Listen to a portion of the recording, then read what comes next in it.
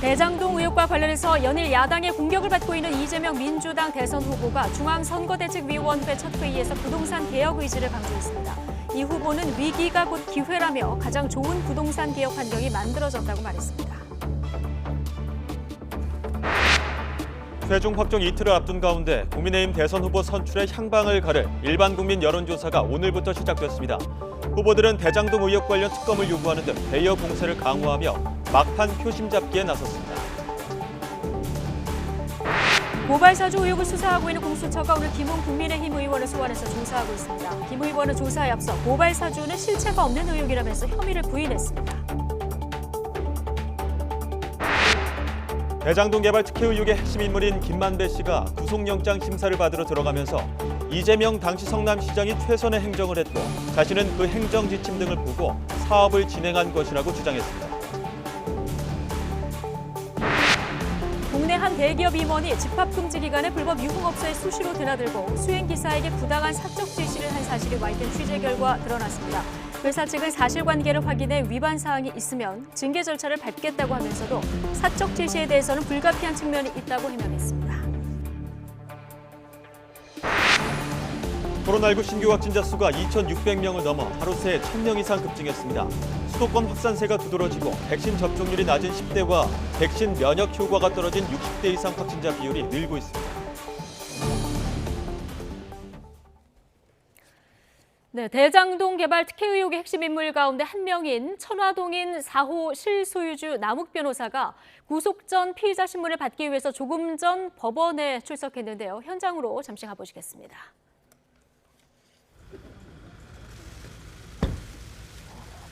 네, 자 천화동인 4호 실소유주 남욱 변호사 구속 전 피의자 신문을 받기 위해서 법원에 오늘 출석한 영장 청구대 모습입니다. 심경이 어떠세요? 네, 어떤 심경이 혐의 주로 어떠냐? 설명하실 건가요? 배임 혐의는 인정하세요? 미국 출국하셨던 게 영장 심사에 불리하게 작용할 것 같은데 좀 하실 말씀. 네. 자, 심경이 어떠냐, 혐의를 인정하느냐 이런 기자들의 질문이 좀 쏟아졌는데요. 아무 말 하지 않고 지금 영장 심사를 받으러 들어가는 모습 보고 오셨습니다. 네, 남욱 변호사 천화동인 4호 실소유주입니다. 김만배, 유동규, 정영학, 정민용 등과 함께 대장동 의혹 핵심 인물 가운데 한 명인데요. 미국에서 도피하다가 지난달 18일 입국 직후 인천공항에서 체포된 바 있었죠. 체포 직후에 서울중앙지검으로 압송돼서 조사를 받았지만 구속영장 청구 없이 이틀 뒤에 석방이 됐고 오늘 영장 심사를 위해 출석을 한 모습 보고 계십니다. 예, 잠시 뒤 4시에는 또 정민용 변호사가 영장 심사를 받으러 나올 예정인데요. 어쨌든 구속 여부는 이르면 오늘 밤 늦게 결정될 것으로 전망이 됩니다. 어떤 혐의 주로 설명하실 건가요? 대장동 개발 특혜 의혹의 또 다른 핵심 인물 화천대유 대주주 김만배 씨가 자신은 당시 성남시의 정책을 따랐을 뿐이라면서 배임 혐의를 부인했습니다. 김 씨는 오늘 오전 서울중앙지방법원에서 열리는 구속영장 실질심사에 출석하면서 취재진의 질문에 이렇게 답했습니다. 김 씨는 이재명 더불어민주당 대선 후보와 관련된 질문에 그분은 최선의 행정을 했고 자신은 시의 정책에 따라 사업에 공모했을 뿐이라고 주장했습니다. 또 유동규 전 성남도시개발공사 기획본부장에게 700억 원을 약속했다는 혐의에 대해서는 유 전 본부장에게 그런 거액을 약속할 이유가 없다면서 곡해라고 말했습니다. 김 씨의 구속 여부도 오늘 밤늦게 또는 내일 새벽 무렵에 결과가 나올 것으로 전망됩니다. 경기 성남 대장동 개발 사업과 관련해 성남도시개발공사 측이 자체 조사 결과 보고서를 공개하기에 앞서 성남시에 보고했고 시는 공개에 신중을 기하라고 요청한 것으로 나타났습니다. 성남도시개발공사 윤정수 사장은 지난 1일 오전 11시 20분 보고서에 법률 자문 의견서를 첨부한 공문을 시에 접수하고 은수미 시장에게 보고했습니다. 이후 시는 오후 1시 10분 보고서 공개에 신중을 기할 것을 요청하는 공문을 공사에 접수했습니다. 하지만 윤 사장은 낮 12시 8분 A4 용지 15장 분량의 보고서를 공사 홈페이지에 공개했습니다. 보고서에는 대장동 개발 사업 당시 초과 이익 환수 조항 삭제는 민간 사업자들이 주도하고 공사 담당자들이 가담하는 형식을 띠고 있고 이는 업무상 배임의 공동 정범에 해당한다는 내용이 들어 있습니다. 네, 이른바 고발사주 의혹을 수사하는 고위공직자범죄수사처가 국민의힘 김웅 의원을 피의자 신분으로 불러서 조사하고 있습니다. 김 의원은 오늘 오전 공수처 소환 조사에 출석하면서 기자들을 만나 고발사주는 실체가 없는 의혹이라며 혐의를 전면 부인했습니다. 김 의원은 또 앞서 공개된 제보자 조성은 씨와의 통화 녹취록에 윤석열 전 검찰총장 지시와 관련된 내용도 없다고 주장했습니다. 그러면서 공수처가 만들어지면 윤석열 수사처가 될 것이라고 말한 적이 있는데 실제로 그렇게 되고 있다며 부당한 선거 개입 수사에 단호히 대처하겠다고 강조했습니다. 어제 고발장을 김웅 의원에게 전달한 의혹을 받는 손준성 검사를 불러 조사한 공수처는 오늘 김웅 의원을 상대로 조성은 씨 통화 녹취록에 등장하는 여러 의혹을 규명하는 데 집중할 것으로 보입니다. 코로나19 신규 환자가 2,667명으로 하루 전보다 1,000명 넘게 급증했습니다. 코로나 신규 확진자는 어제보다 1,078명이나 증가했는데 하루 새 확진자 수가 1,000명 이상 늘어난 건 국내 첫 코로나19 확진자가 발생한 이후 처음입니다. 지역 발생은 2,640명으로 수도권에서만 2,073명이 확진돼 국내 환자의 78.5%를 차지했습니다. 비수도권 비중은 21.5%로 경남구와 부산, 대구를 중심으로 감염이 확산했습니다. 숨진 환자만 18명 늘어 국내 사망 누적은 2,892명에 달합니다. 위중증 환자도 31명이나 추가돼 현재 378명입니다. 네, 방역당국은 방역지침 완화와 일상회복 기대감으로 당분간은 코로나19 확진자 증가를 피할 수 없겠지만 일정 시점 이후로는 안정을 찾을 것으로 예상했습니다.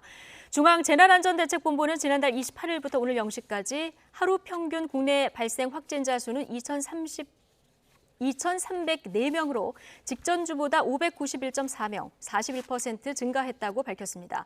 중대본은 주말 검사량 감소 효과가 사라지는 시점임을 고려해도 현재 확진자 규모는 계속 증가하는 추세라며 단계적 일상 회복 시행으로 방역 수칙이 완화되고 모임, 약속 등 사회 활동이 증가하면서 개인 간 접촉이 늘어 확진자도 늘게 됐다고 설명했습니다. 네, 미국 질병통제예방센터 CDC가 5세에서 11세 어린이들에 대한 화이자 백신의 긴급 사용을 최종 승인했습니다. 백신 접종을 위한 모든 절차가 마무리된 만큼 실제 접종이 이루어질 수 있게 됐습니다. 워싱턴에서 강태욱 특파원의 보도입니다. 로셸 웰런스키 CDC 국장이 어린이 백신에 대한 긴급 사용을 최종 승인했습니다. 이에 따라 대상 어린이들에게 백신 접종을 하기 위한 행정 절차는 모두 마무리됐습니다. 당장 백신을 맞힐 수 있는 셈이 된 겁니다. 이로써 사실상 유아를 제외한 모든 연령대의 미국인이 백신을 맞을 수 있게 됐습니다. 조 바이든 대통령은 이에 대해 세계적 대유행과의 전쟁에서 전환점이 될 것이라고 반겼습니다. 앞서 웰런스키 국장도 자문위에 심사를 의뢰하면서 1년 만에 모든 연령대에 백신을 맞힐 기회가 생겼다며 조기 승인을 강력히 시사했습니다. And today, you have the opportunity to review those data, discuss the benefits of expanded vaccination, consider the risks, and make a recommendation that is likely to have tremendous impact. CDC 자문위는 토론에 이어 실시한 표결에서 만장일치로 승인을 권고하면서 화답했습니다. So we have a total of 14 yeses, 0 no's, and so the motion passes, and the interim recommendation is now a recommendation by the ACIP. 미국 정부는 그동안 최종 승인이 나면 신속하게 접종을 시작하겠다는 의지를 밝혀왔습니다. 2주 이내에 첫 접종을 시작한 어린이의 경우 성탄절까지는 접종을 완료하겠다는 목표입니다. 화이자 측은 승인에 대비해 이미 수백만 회분에 대해 포장과 함께 배송을 준비해 왔습니다. 워싱턴에서 YTN 강태욱입니다.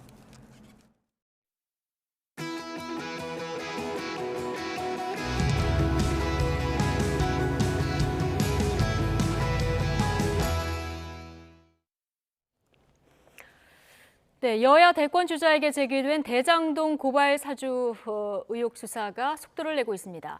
정치권 반응과 더불어서 정치권 대선 레이스까지 짚어보겠습니다. 장경태 더불어민주당 의원 그리고 국민의힘 순천갑 당협위원장인 천하람 변호사 두 분 모셨습니다. 어서 오십시오.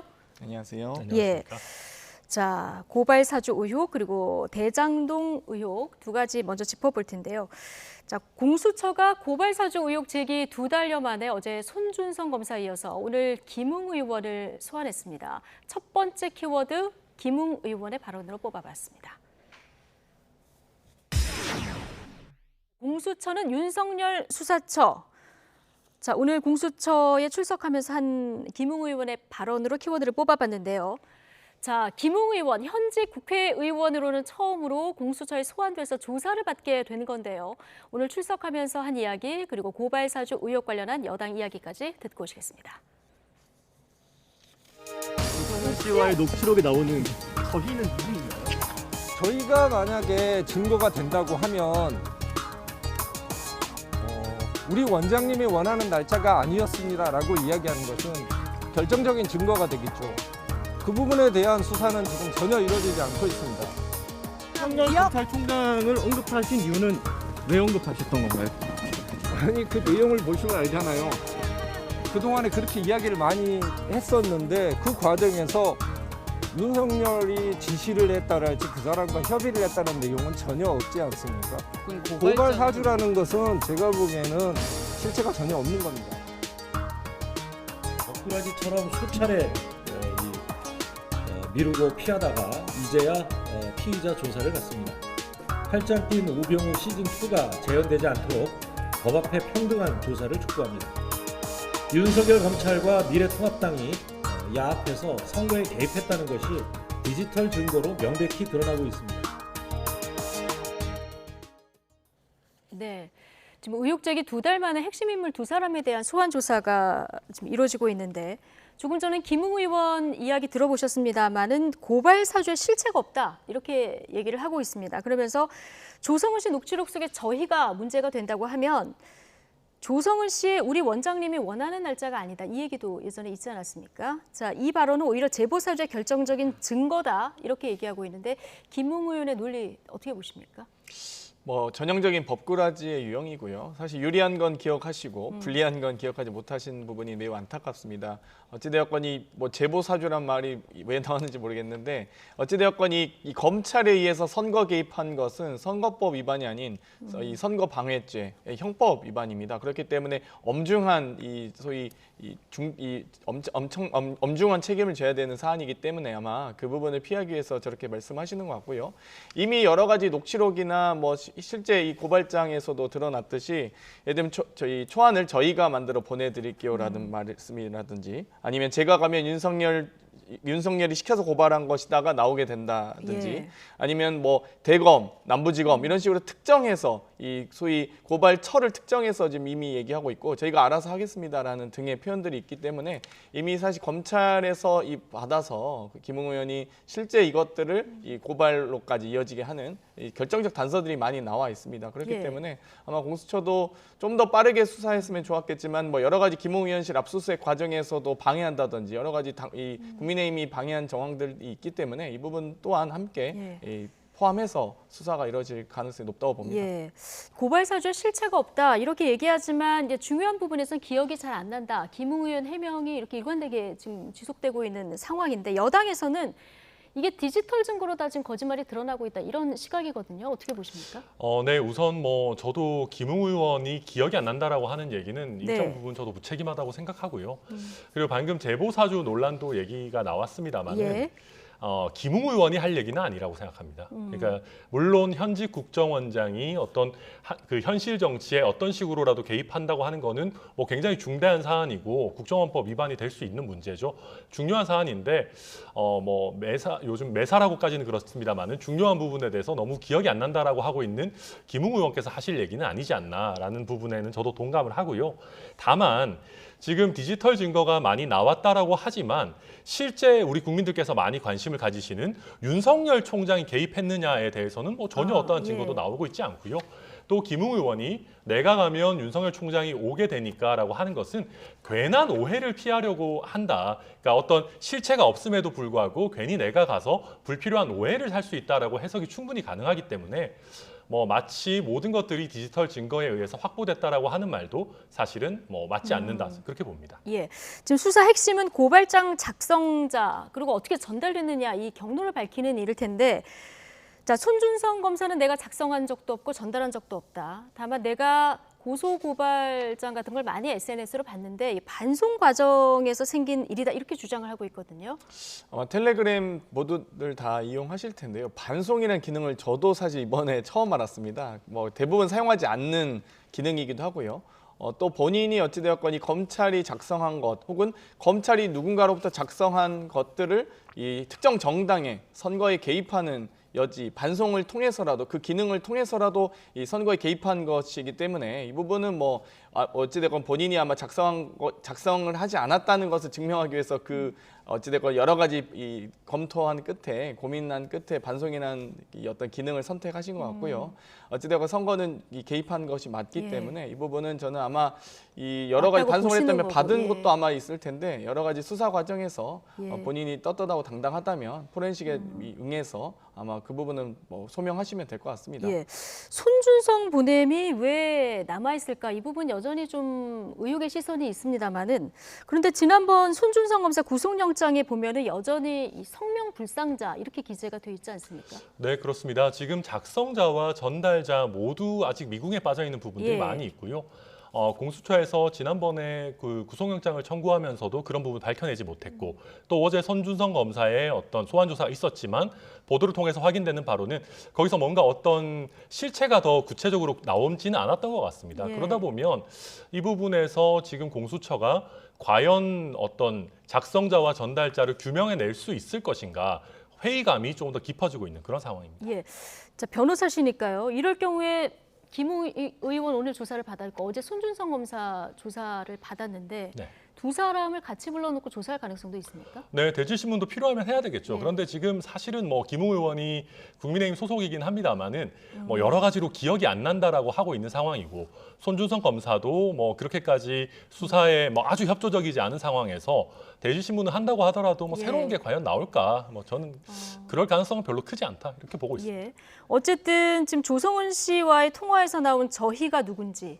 그리고 뭐 이렇게 제3자의 말을 인용하는 듯한 그 표현 속에 제3자가 누구인지 이걸 이제 밝혀내는 것이 수사의 관건일 텐데 관심은 김웅 의원 소환이 결국 윤 전 총장 수사로까지 이어질까? 자, 이 부분인데 앞서 천하람 변호사는 직접적인 그 연계된 증거는 없어 보인다라고 말씀하셨는데 어떻게 보십니까?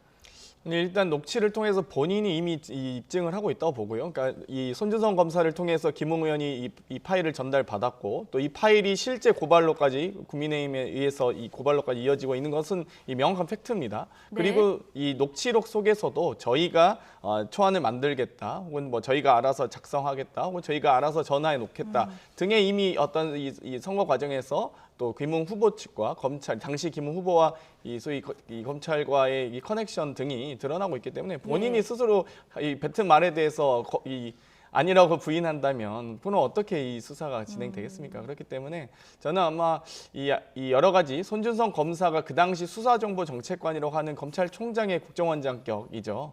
그런 어떤 오른팔의 역할을 하고 계신 분이었기 때문에 아마 이 연결고리를 약화시키기 위해서 계속 기억이 나지 않는다 부인하고 계신 것 같은데 어찌되었건 검찰에 의해서 파일이 전달되었고 특정 정당에 의해서 선거에 개입한 것이기 때문에 이 부분은 아마 본인의 이 면책을 이용하지 않는 이상 뭐 피하기는 어려울 걸로 보입니다. 사실 뭐 조금만 반론을 하자면은 뭐 장 의원님 거의 계속 비슷한 얘기 하시는데 사실 그게 윤석열 총장이 직접적으로 개입했다라는 뭐 핵심적인 단서는 사실 없습니다. 그냥 정황에 의해서 추측하고 있는 그런 상황이라고 보는 게 맞을 것 같고요.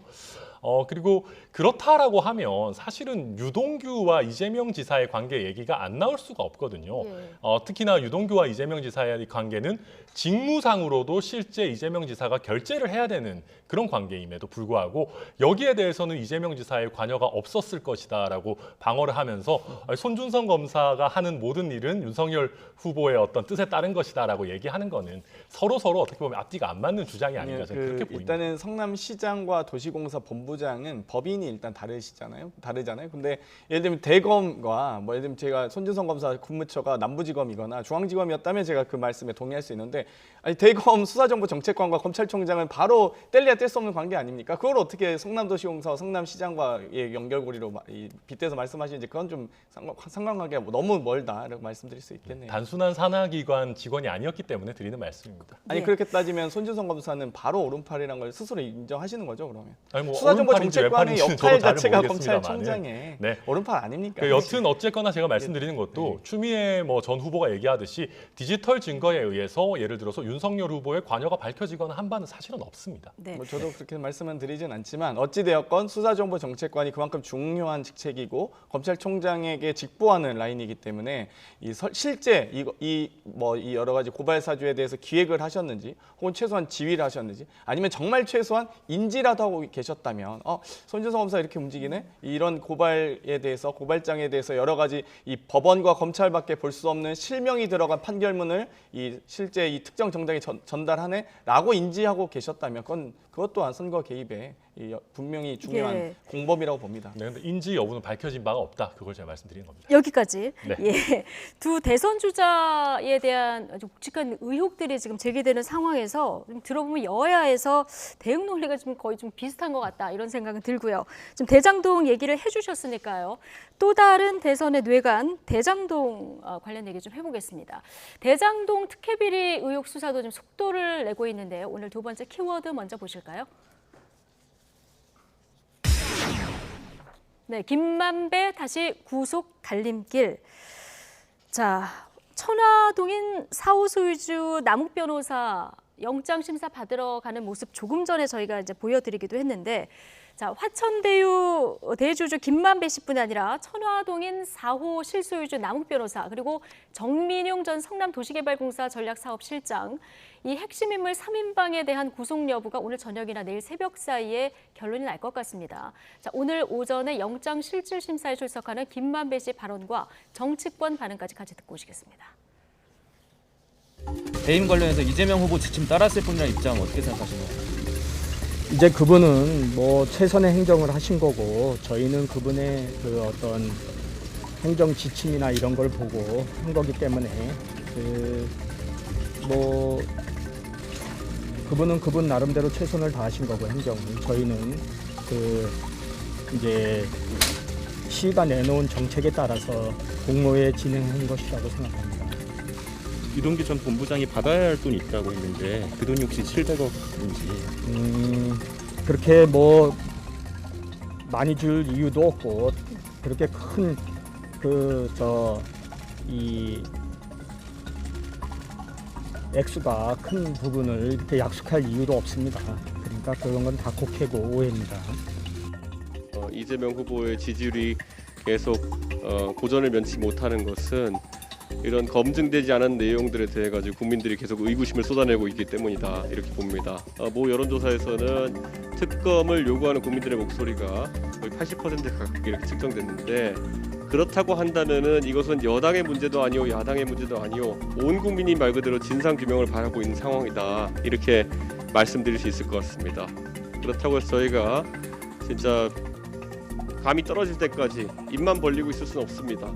저희가 수사기관이 적극적으로 나서지 않는다면은 당 차원에서 지속적으로 사실관계를 밝혀내서 국민들에게 알려야 하는 것이고.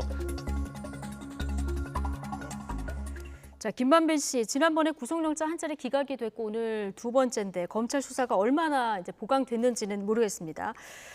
자, 김만배 씨 얘기를 조금 전에 들어보셨는데 이재명 당시 시장은 최선의 행정을 했고 자신들은 시 정책을 따랐을 뿐이다 이렇게 얘기를 하고 있는 상황인데 자, 이건 천하람 변호사께 먼저 여쭤볼까요? 이 김만배 씨 발언 어떻게 보십니까? 네, 사실 물귀신 작전이라고 봐야 될 것 같습니다. 물귀신 작전이다. 무슨 얘기냐면 지금 이재명 지사의 논리 구조를 그대로 따라가려고 하는 것 같아요. 그러니까 이재명 지사께서도 이거는 뭐 성공한 정책이고 본인의 최대 치적이었다라고 얘기하고 계시기 때문에 김만배 씨 입장에서는 본인의 논리가 깨어지면 곧바로 이재명 지사의 논리가 깨지는 그런 결과로 만들어서 뭐 사법부라든지 국민들께서 보시기에도 김만배 씨의 주장을 깨는 게 생각보다 간단한 문제가 아니게끔 본인의 주장에 무게감을 더하고자 하는 그런 전략으로 저는 보고 있습니다. 예.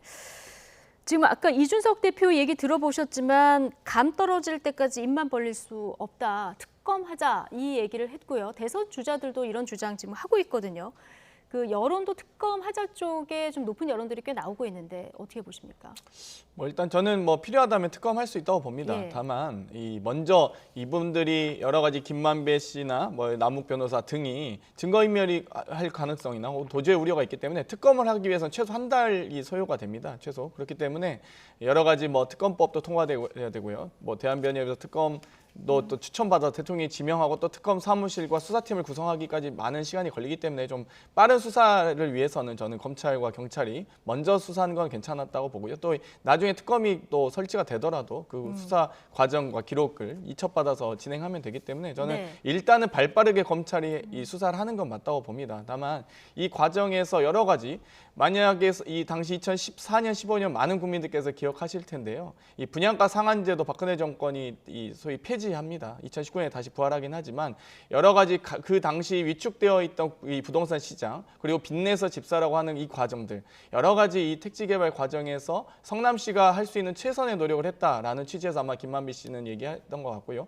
또 김만배 씨와 남욱 변호사도 우리 스타일 아니다. 네. 우리 함께 일을 할 수 없다라는 등의 민간 시행사 이익을 최소화하려고 했던 시정의 이 시정을 알기 때문에 아마 그런 네. 발언들을 하셨으리라 봅니다. 어찌되었건 이번에 대장동 사업을 저도 이제 국토위에서 여러 정말 국정감사 하루 종일 이 국민의힘에서 정말 뭐 특별한 게 없는 무한 반복 이 메시지를 들으면서 느꼈던 건 확실하게 우리 국민들께서 민간 시행사의 민낯을 보게 됐다. 그리고 여러 가지 택지 개발 과정에서 앞으로 토지 공개념 또 여러 가지 뭐 초과이익 환수 등에 대해서 전 국민적 공감대가 형성됐다라고 봅니다. 예. 지금 여당은 이 일을 국민의힘 게이트다 계속 이렇게 보는 상황이고요. 그리고 검찰 수사도 좀 속도가 나는 이런 모양새거든요. 검찰 수사, 경찰 수사를 먼저 지켜보고 그다음에 모자라면 특검 가자 이런 주장인데요. 네, 물론 뭐 경찰, 검찰 수사는 수사대로 진행이 돼야 되겠죠. 예. 근데 장경태 의원님 말씀대로 특검에는 시간이 걸리기 때문에 특검 준비도 사실은 서둘러야 됩니다. 그러니까 그걸 미루면 미룰수록 특검의 발족이 늦어지게 되는 건 뭐 당연히 상식이죠. 그러다 보니까 검찰, 경찰 수사를 그냥 무작정 지켜보고만 있을 게 아니라 예. 이미 지금 여야에서 특검과 관련한 협의는 시작되어야 되는 지점이라고 보고요. 일단 그리고 지금 뭐 장경태 의원님께서 말씀하신 그런 부분들 놓고 보면 조금 이재명 지사께서 쟁점을 흐리고 동문서답을 하시는 부분이 있어요. 마치 개발 이익의 100%를 환수하라는 말이냐, 왜 100% 환수하지 못했다고 해서 나한테 배임이라고 하느냐 이렇게 얘기하시는데 저희가 얘기하는 거는 100%를 환수했었어야 된다는 게 아니고 지분에 맞는 알맞은 그 대가를 받아왔었어야 된다는 거거든요. 예. 초과이익 환수 규정을 넣어서 계약에 의해서도 충분히 가지고 올 수 있는 부분인데 이걸 마치 당시에 제도적으로 안 돼서 박근혜 정부가 발목을 잡아서 초과이익 환수를 못한 것처럼 말씀하시는데 글쎄요. 여기에 속아 넘어가실 국민이 얼마나 계실지는 저는 잘 모르겠습니다. 그러니까 핵심은 민간 몇 명이 천문학적인 이득을 가져가는데 여기에 조직적인 배임이 있었느냐. 특히 지금 말씀하신 초과이익 환수 조항이 왜 빠졌나 이 부분인데요. 자, 이건 어떻게 보십니까? 만약 그렇게 생각하신다면 예. 2009년에 이명박 대통령과 LH가 거기 대장동 개발 사업에 손을 떼게 만들지 말았어야 된다라고 좀 주장하고 싶고요. 여러 가지 이 LH가 그냥 공영 개발하게 뒀으면 됐는데 굳이 그걸 100% 민간 개발하도록 여러 차례 신영수 전 국회의원께서 이 성남 지역구였던 국민의힘 소속이셨죠. 그래서 이런 여러 가지 외압을 행사하시면서 굳이 이걸 민간 개발하려고 했던 걸 다시 이제 성남시장이었던 당시 이재명 시장이 도시개발공사를 만들면서 공영개발, 민간 합동개발로 전환합니다. 그래서 이 개발이 5대5로 나누게 되고 또 어쨌건 이 도시공사의 수익금은 배분하는 과정에서 선 지급하게 만들지 않았습니까? 그리고 네. 나서 그 후에 민간개발사의 수익 구조까지도 어떻게 그걸 살펴보겠습니까? 사실 저는 민간개발사 저는 그것도 가능하다고 봅니다. 앞으로 분양 과정에서 민간 시행사 그리고 건설사 분양 원가 공개부터 시작해서 여러 가지 시행사의 수익 구조도 다 공개시켰으면 좋겠습니다. 앞으로. 만약에 동의하신다면 도시개발법이나 택지개발법 과정에서 법안 지금 다 상정돼 있거든요. 그 법안도 빨리 국민의힘이 말씀은 하시는데 왜 이렇게 법안을 통과 안 시켜주시는지 모르겠어요. 그러면 지금 택지개발법에는 이 초과이익 환수에 대한 조항이 있습니다. 6% 총사업비 6%를 넘지 않도록 하고 있는데 도시개발법에 그게 안 돼 있거든요. 그래서 저희가 도시개발법 개정해서 초과이익 환수하자라고 주장하고 있는데 왜 법안 상정 안 해주시는지 모르겠습니다. 저는 여기서 장 의원님도 좀 쟁점 흐리고 있다고 생각하는데요. 초과이익 환수 조항 이명박 대통령이 넣지 말라 그랬습니까? 2015년 당시에. 박근혜 대통령이 넣지 말라 그랬습니까? 그건 아니거든요. 당시 제도적으로도 얼마든지 넣을 수 있었고 심지어 아래에서 넣자라고 하는 건의까지 있었습니다. 그래서 그때 그걸 넣지 않은 판단을 한 것을 뭐 국민의힘 쪽에다가 아무리 밀려고 하셔도 그건 밀리는 문제는 아닌 것 같고요. 또 한 가지는 유동규라는 사람이 없다면, 유동규의 이렇게 사익 추구 행위가 없었다면 뭐 국민의힘 게이트다, 정치권 전반이 썩었다, 그 얘기 받아들이겠습니다. 그런데 유동규라는 사람이 당시에 있는 제도 하에서 초과이익 환수를 안 하고 뭔가 화천대유에게 이익을 몰아주기를 했다라는 거는 당시의 법과 제도로서도 성남시장이 충분히 막을 수 있었습니다. 그걸 못 막은 거에 대한 책임을 묻는 것이고요. 그거에 대해서 솔직하게 인정을 한 다음에 제도 개선에 대한 아이디어가 나와야지 국민들이 동의를 하는 거지. 네. 저는 뭐 제도에만 미룰 문제는 아니라고 봅니다. 알겠습니다. 저희가 법적 근거를 도시개발법 개정을 말씀드린 이유는요. 법적 근거가 있어야 시장의 권한으로 그 정당하게 이행을 하죠. 만약 법적 근거 없이 초과이익 환수해가지고 또 문제됐으면 아마 직권남용으로 또 고발하셨을 거예요. 이거는 근데 어떤 얼마든지 방식이든지 계약상의 허용하면 문제로 포괄이 기회가 협약으로 초과이익 환수 충분히 넣을 수 있었습니다. 당시에. 네. 어떤 이유에서 알겠습니다. 고발하셨어요? 예, 과거 이 배임 과정에 어떤 일이 있었는지에 대한 것은 그 과거대로 밝혀야 되고 미래에는 또 이런 일이 재발되지 않도록 또 장치를 마련하는 것은 별개로 또 진행이 돼야 될 일인데 어제 국민의힘은 백현동에 갔는데 이게 제2의 대장동이다 이렇게 보시는 것 같습니다. 네, 사이즈는 작은데 조금 더 뭐랄까요, 더 뻔한 것 같다라는 생각이 듭니다. 이 백현동은 원래 공공기관이 있던 곳이고 거기는 자연 녹지죠. 그러니까 원래대로라고 하면 아파트나 이런 걸 지을 수가 없는 땅입니다. 그런데 거기에 업자들이 들어와서 100% 임대주택을 지을 테니 공동주택을 지을 수 있도록 허가를 해달라라고 해서 허가를 해줬어요. 그런데 또 성남시장, 당시 성남시장이셨던 이재명 시장과 가까웠던 분이 그쪽에 또 합류를 하고 뭐 이렇게 하는 여러 가지 사정이 있으면서 임대주택 100%를 짓기로 해놓고 10%로 줄어들었거든요. 그러니까 90%에 달하는 이득을 봤었는데 이거는 뭐랄까요? 대장동은 그래도 숨기려고 노력을 했다면 백현동은 숨기려는 노력조차 안 한 그런 비리 케이스가 아닌가 저희는 그렇게 보고 있습니다. 알겠습니다. 어쨌든 지금 야권의 집중 공세 대상인 더불어민주당 이재명 후보 어제 선대위 출범식에서 부동산 대개혁을 강조했죠. 오늘 첫 선대위 회의를 주재한 자리에서도 이 이야기에 힘을 실었습니다. 자, 키워드 보시고 이어서 이재명 지사 발언까지 함께 듣고 오시죠.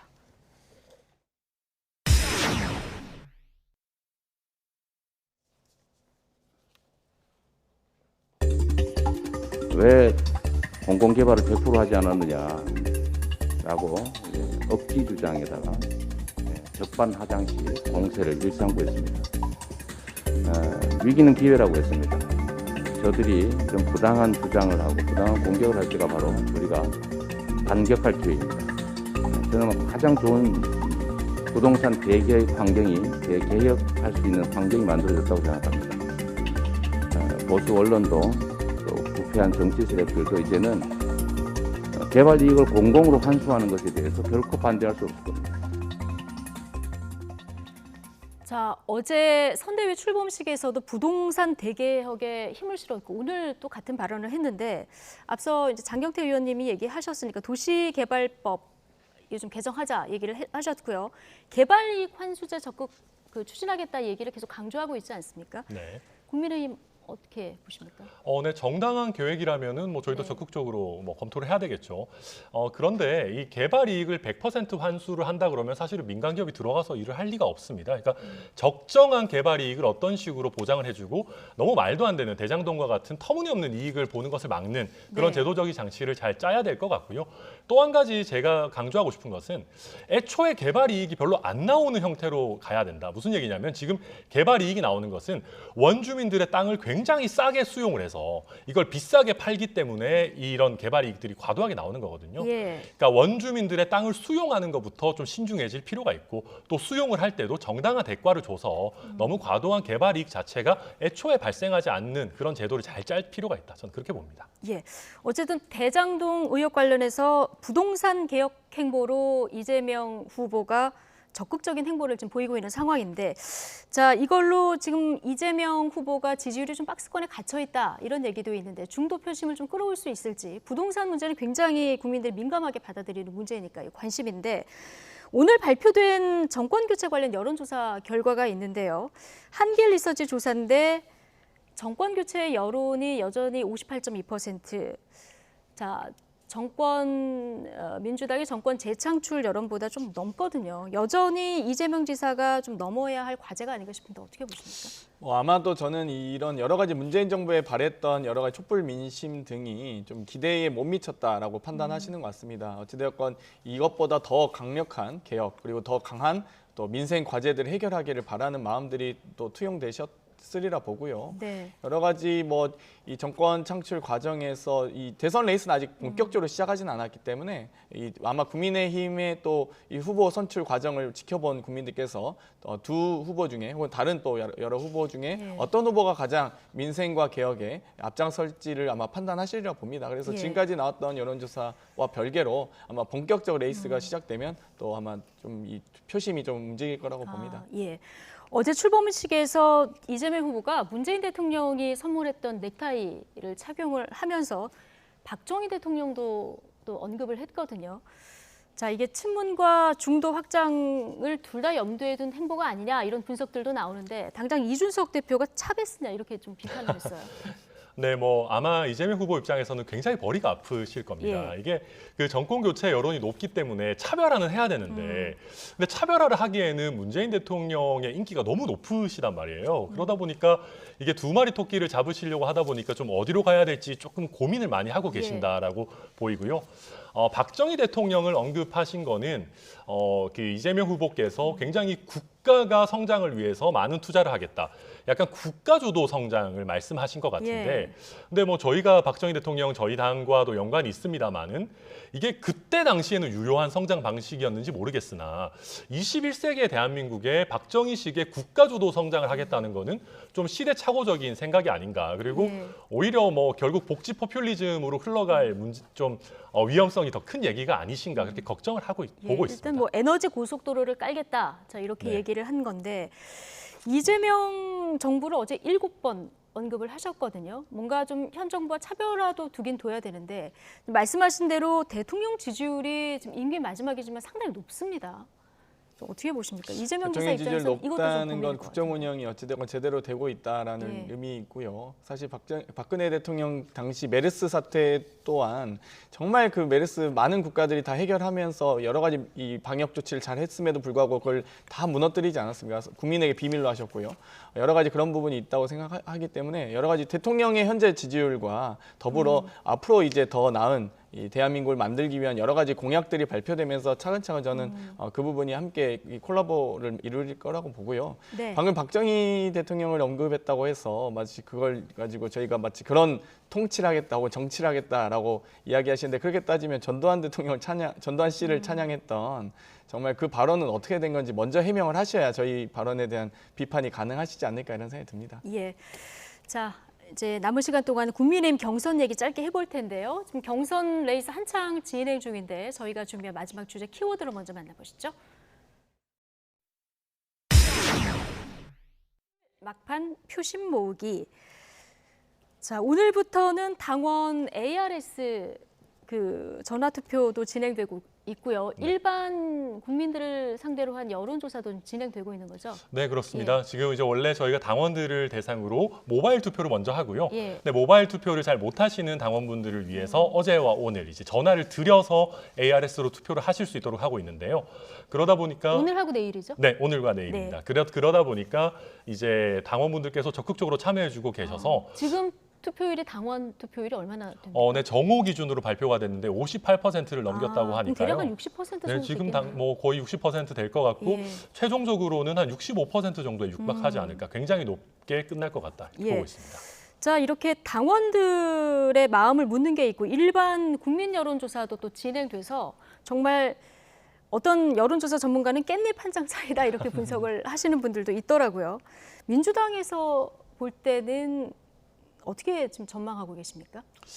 분명한 거는 홍준표 후보의 상승세는 뚜렷하게 나타나고 네. 있습니다. 그리고 여러 가지 측면에서 홍준표 후보는 어찌되건 이미 당대표와 대선 후보를 거치신 분이기 때문에 검증이 일정하게 돼 있다. 그래서 좀 홍준표 후보가 좀 더 어려운 상대로 보고 있고요. 윤석열 후보는 아직 저희가 홍준표 후보가 더 어려운 상대로 이제 상대로 보고 보고 계시군요. 있고요. 예. 네. 그리고 윤석열 후보 같은 경우는 아직 뭐 장모 그 가평 양평 땅 800억 수익부터 시작해서 여러 가지 검증 과정이 남아 있는데 아직은 뭐 저희가 본격적으로 검증 시작하지 않았기 때문에 차차 밝혀질 의혹들이 많다고 봅니다. 어찌되었건 이 경선 과정에서 아마도 홍준표 후보가 조금 우세하지 않을까 이런 의견들도 요즘에 갑자기 많이 하시더라고요. 그래서 저희도 아마 좀 흥미롭게 지켜보고 있습니다. 알겠습니다. 결과는 금요일 저희 더 뉴스 시간에 생중계로 전해드리겠습니다. 장경태 더불어민주당 의원 그리고 국민의힘 순천갑 당협위원장 천안함 변호사 두 분과 함께했습니다. 고맙습니다.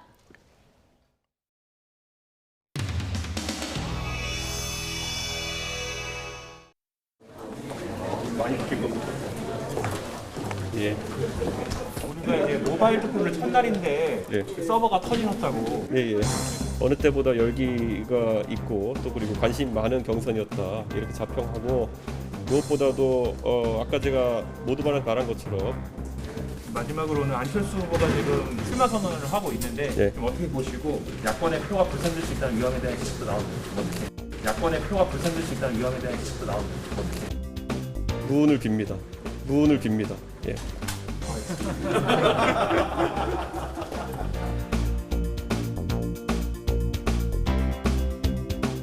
그냥 뭐 무언을 빈다 짧게 한마디만 해주셨는데 예.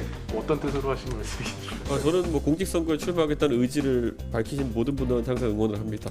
본인의 시간과 비용을 투자해서 국민들께 선택을 받으신다고 하는데 덕담 밖에 할 게 없습니다.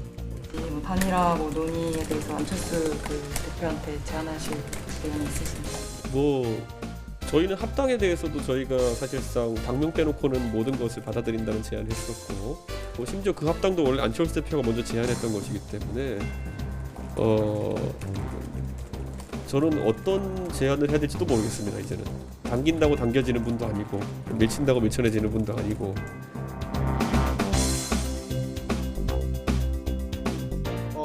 이 질문을 해주시는데 패널당 국민의힘의 이준석 대표가 대권 선언을 하니까 뭐든지 안철수 대표가 얘기하는 거는 반대로만 알아들으면 된다. 그리고 자기 말 뒤집는 사람이다. 이랬어요. 거기에 대해서 방어해 주십시오. 저는 신경 쓰지 않습니다. 무슨 뜻이냐면 제 머릿속은 지금 대한민국을 어떻게 하면 발전시킬 수 있을 것인가 거기에 생각이 꽉 차 있거든요. 좀 아쉬운 게 안철수만의 브랜드가 무엇이냐. 예를 들면 윤석열 후보 같은 경우는 이제 뭐 공정이 핵심이고 뭐 이재명 후보 같은 경우는 말도 안 되는 얘기라고 생각하지만 기본 시리즈가 있잖아요. 근데 안철수 후보의 대장동이 아니었군요. 대장동이라 갈 것. 깨끗한 정치를 하겠다. 그걸 새 정치라고 제가 말씀드렸거든요. 그 마음은 지금도 변함이 없습니다만 이번에 시대 교체라는 말을 이제 들고 나왔습니다. 사실 제가 지난 1년 동안 생각하면서 했던 깨달음이거든요. 이거는 진짜 맞다 라고 생각하시면 동그라미를 들어주시고 이건 좀 아닌데? 라고 생각하시면 X를 들어주시는데 정말 진실에 근접한 질문 하나 아픈 거 드리겠습니다. 자, 정말 정권 교체가 출마 가치의 우선입니까? 아니면 대선 완주가 우선입니까? 저는 정권 교체가 우선입니다. 지금 현재 정권이 이렇게 계속된다면 우리나라는 더 나락으로 떨어져서 여당의 후보, 거기는 간판 교체죠. 제1야당의 후보, 제가 이렇게 뭐 좀 심한 말을 해서 죄송하기도 합니다만 거기는 적폐 교대가 될 우려가 많습니다. 저는 정권 교체와 시대 교체를 할 수 있는 사람이라고 저는 스스로.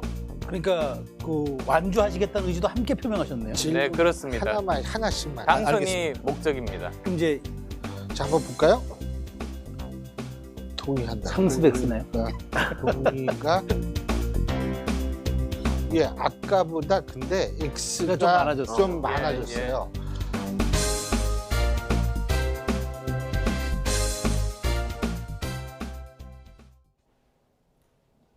오늘도 낮 동안 완연한 가을 날씨가 이어지고 있습니다. 하늘도 맑고 선선해서 늦가을의 정취를 느끼기 좋은데요. 다만 해가 진 뒤 중부지방은 하늘이 점차 흐려지겠고 오늘 밤부터 내일 새벽까지 비가 내리겠습니다.